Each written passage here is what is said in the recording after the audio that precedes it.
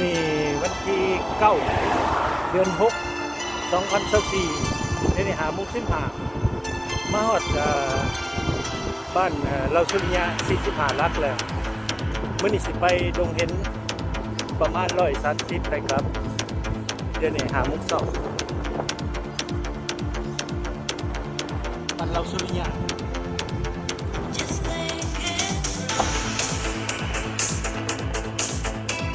ครับรถใต้นี่หามุกครึ่งมาฮอดบ้านนารัก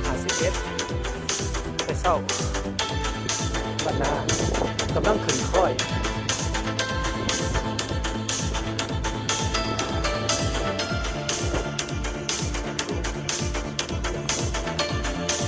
บ้านนา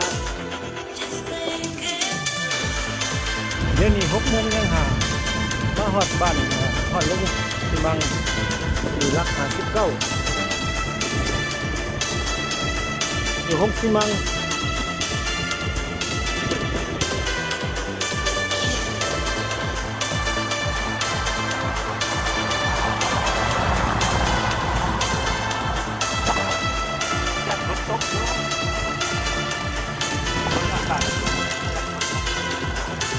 6 โมง5 นาที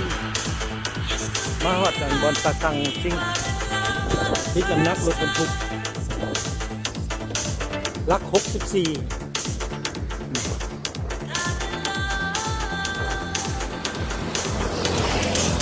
ลัก64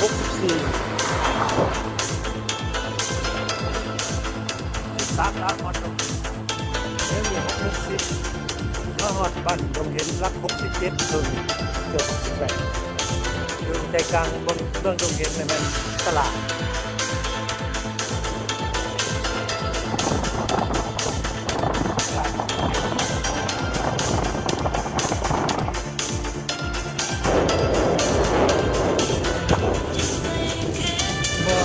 ครับท่านดาวมาครับไปต่ออีกครับเป็นขาลักหนึ่งเป็น10 โล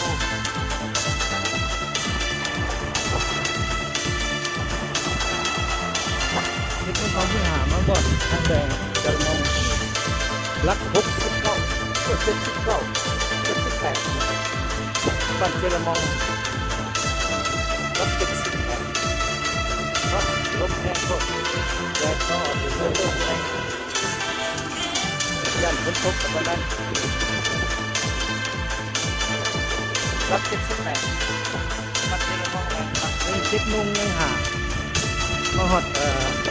ลงน้ำตาลแขวงสนสิรับ81รับ81โอ้รับเมื่อก่อนพอแล้วเปิดไปเอาพอดีร้อยทุกคนนะนี่จะตายน้อยหนึ่งรับพอดมาฮอดรับ80ให้80รับเป็นโซนนะคือเมื่อแบบถ้าฝนตกเตรียมใส่บดเลยนี่มันกันติดต้มมีใส่กันติดต้มเพื่อความปลอดภัยทุกท่านมีเครื่องคอมเตอร์ปลอดภัยขาแท็กหัวใจอีกไกลไปไว้หลายหัวใจเจ็บมีแวนมีเครื่องแปลงรถถีบจักรสูบลมตัวน้ำ2 ตุก3 ตุกอาหารเพื่อแบบกาหอดสวรรค์ประมาณ11 โมง7 โมง5 นาทีมาหอดข้างแวบ้านเจรมอง7 โมงข้างแวบ้านเจรมอง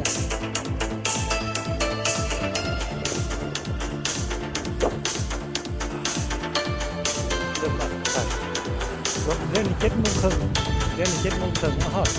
กลับมาฮอดรับ67บ้านดงเห็น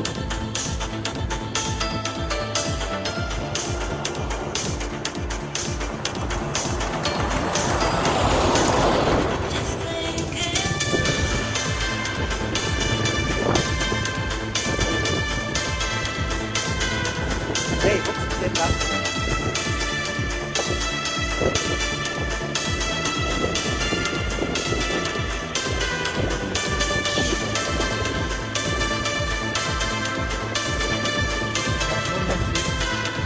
จะพักอยู่ปั๊มน้ำมันลัก60 ลัก60ทางเมืองสวรรค์พักที่สองเป็นพลังงาน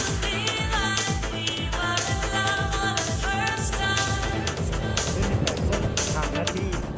กลับมาฮอดลัก60ลัก59ลงซิมัง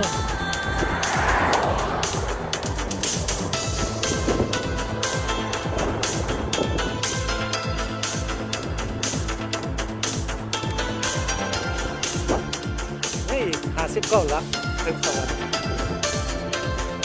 นี่8 โมงเข้าหากลับมาฮอดลัก51นี่51 ลักถึงสวรรค์เป็นปัญหา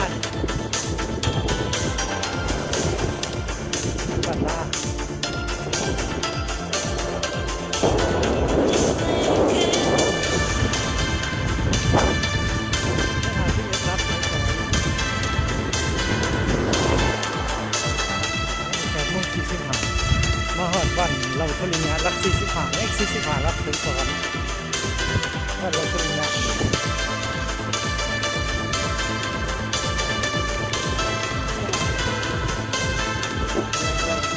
รถแห่รถตัด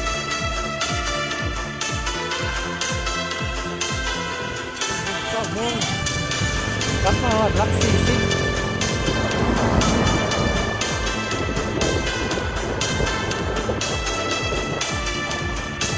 ลัก40เลข40ลักทั้งวันทำมาได้ครึ่งหนึ่งจะลัก80เหลือลัก40ยังมี9 โมง 15มาฮอดเซโลกลับมาฮอดเซโลต้องผ่านเซโล3 ลัก4 ลัก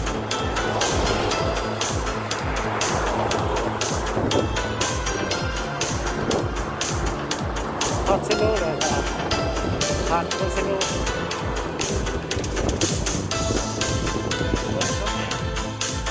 ตัด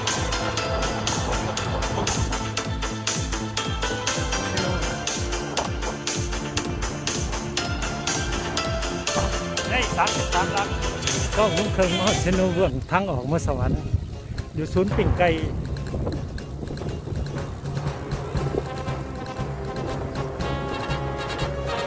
เขาตั้งปตทใหม่เซเว่นศูนย์ขายปิ่งไก่นี่มี9 โมง 35มาหอดนิคอนเซโนดูใส่โอ้ย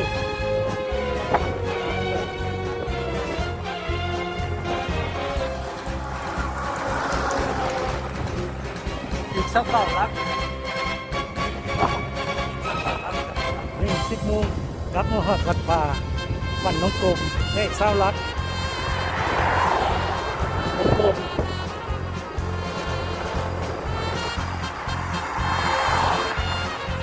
ลูกตัดมีตัวไหนได้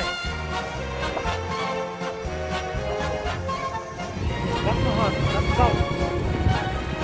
วันปตทลัก9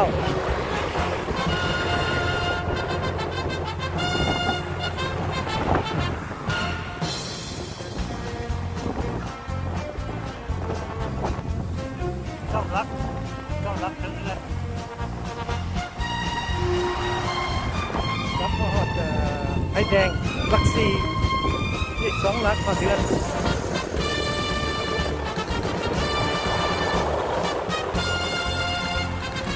11 โมงยัง10มาหอดเดือน